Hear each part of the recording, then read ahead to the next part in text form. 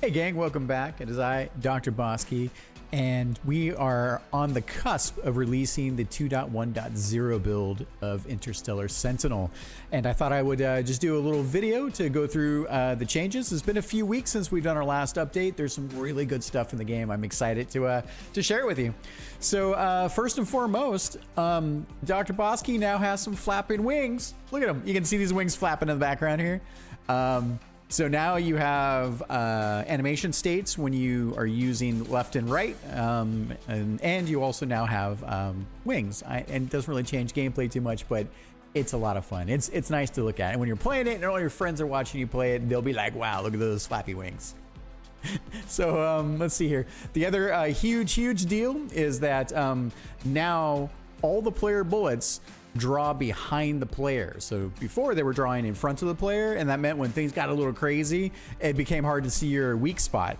By the way, which we've also updated the player weak spot. I think this is really starting to shine, no pun intended, to really help you understand where you can take damage from. You can also see in the video here that when your super meter is charged, there's a new overcharged graphic visual effect that is around your player weak spot.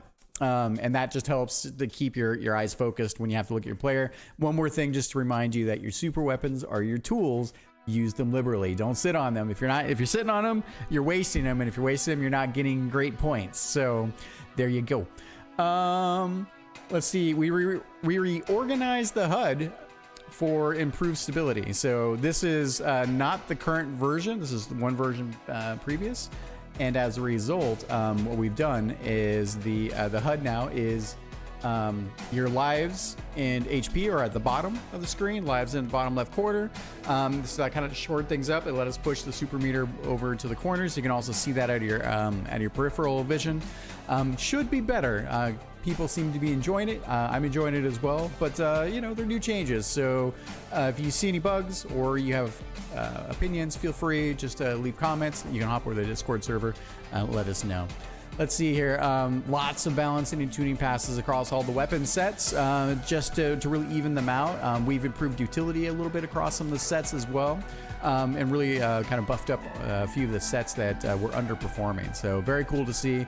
I'm excited to see what people wind up using and finding their favorite sets are and what those look like. So we also tuned some of the critical path weapon spawns and when they spawn, including some of the hidden weapon plates that appear. Oh, I have a copy that appear when you're jamming through monster trophies.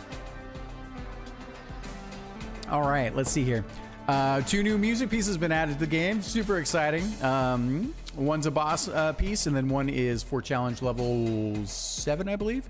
So we're getting closer to getting to our first OST.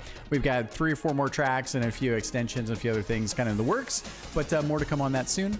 Let's see. We fixed some spawn portals not appearing. Oh, this is huge.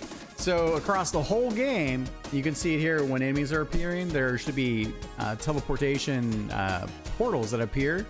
Those were broken in the last build. Very sorry. Caught it too late. But as a result, they are now fixed, and it'll be way better for not having enemies just pop in on top of you.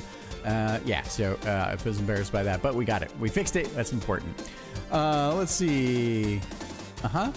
We talked about that. The updated gun portal. Oh yeah, so we've updated the guns for the gun and the gun portal animations. So and those are the guns that you summon out of the portals. So very cool there. They didn't quite turn out the way I wanted, but you know, like it's just all a learning experience, right? So we also added a new gun type for the missiles. It's more of like you have a double and a single that come for your auto weapon and your bottom weapon. Again, we did another round of performance and optimization across the whole level. So a lot to do with particles and when they spawn and what that looks like. So and as of last testing, Steam Deck, we're running at 60 frames per second, which is super cool. Handheld and docked mode at a higher resolution. Super cool. By the way, the game looks amazing on an OLED display. The colors are just so vivid and bright. Mwah, so good. Some music and sound. We did a pass across all the levels to essentially bring the music down, have a little bit preamble before the boss appears. We've got a warning now that comes together. It was really fun making that, doing that design for that. And then the boss appears. So we tweaked it a little bit across the other levels for different things. I'm excited to see how people respond to that. Let's see. We also made adjustments to the boss battle music to sync with when the music attribution track appears. UI and visual improvements. So let's see here. We moved the help image in difficulty selection to align with the left screen UI text border. Oh yeah, so we talked about it a little bit there. So so we basically made adjustments to the overall UI, and there were tack-on adjustments for the tutorial level and a few things where we had to change some of the helpers and helper indicators there.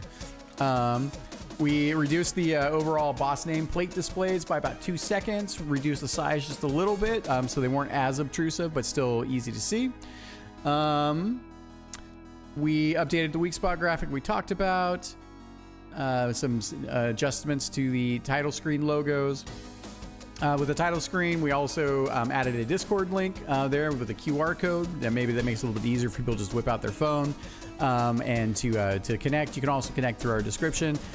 For the people that have been joining, thank you so much. It's been really fun to see how people are playing the game, what the perceptions are. We've got our own sort of flavor of shoot 'em ups and what we do and kind of how we do it, which is kind of new concepts, especially like with the monster trophies. So we've done some really good conveyance passes on trying to better explain how the monster trophy system works, what to look for, and that's in no small part to player feedback. So thank you for that. Minor thing, we added an airlock sound effect when DrBossKey is getting dropped off by the Veil Piercer starship for the intros. So it just one little piece of minor immersion, but it's there. We improved along a lot of the weapon spread shots. There I am, and I'm thinking to myself, things are going on. Oh yeah, I totally got Matt. This was a hard build. But anyways, I digress. Sorry. Let's see. Oh yeah. So when you have, you can see it here.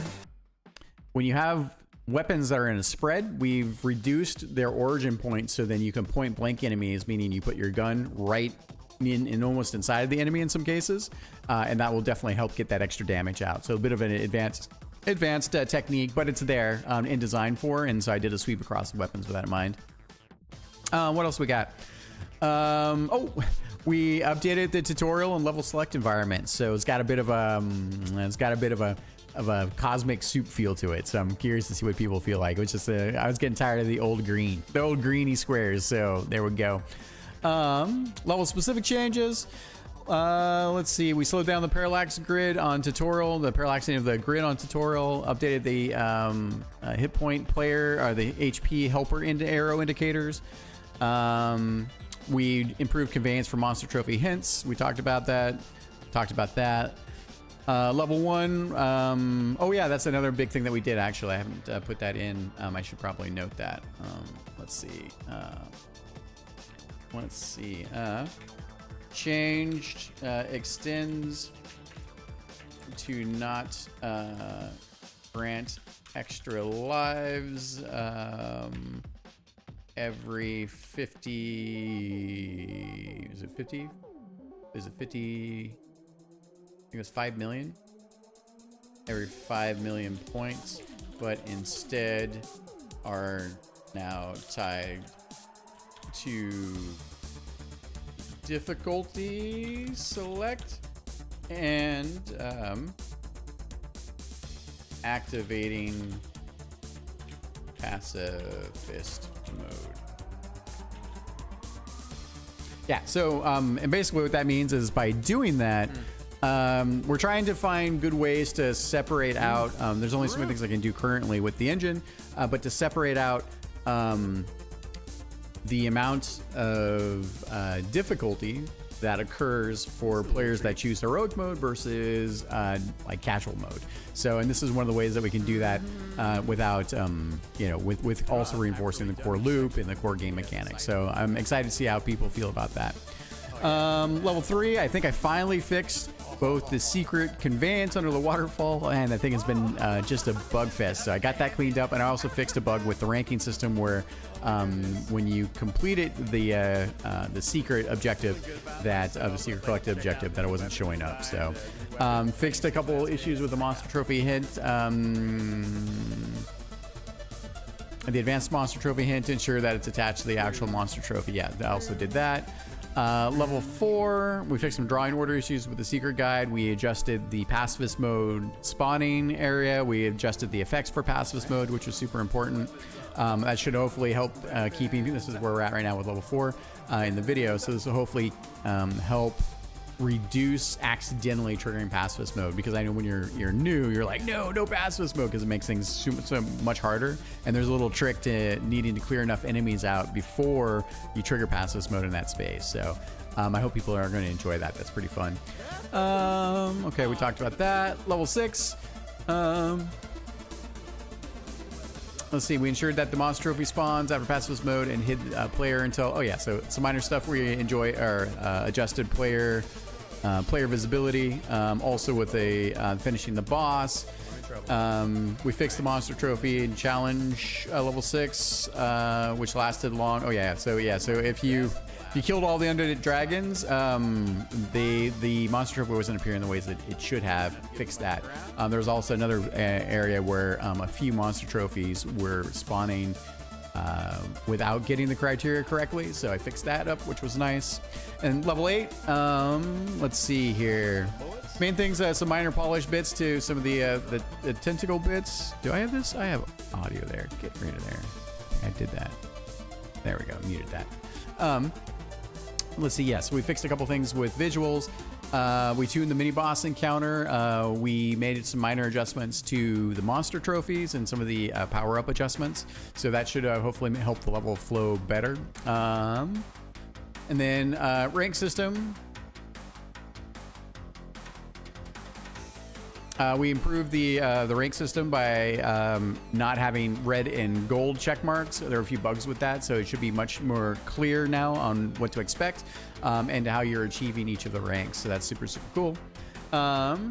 Also, a minor thing, but we added monster trophy counts to each of the end level rank screens in order to kind of give you another hint on how many monster trophies there are for that particular level. We did some music and sound effects passes and balancing across the game, which was super cool.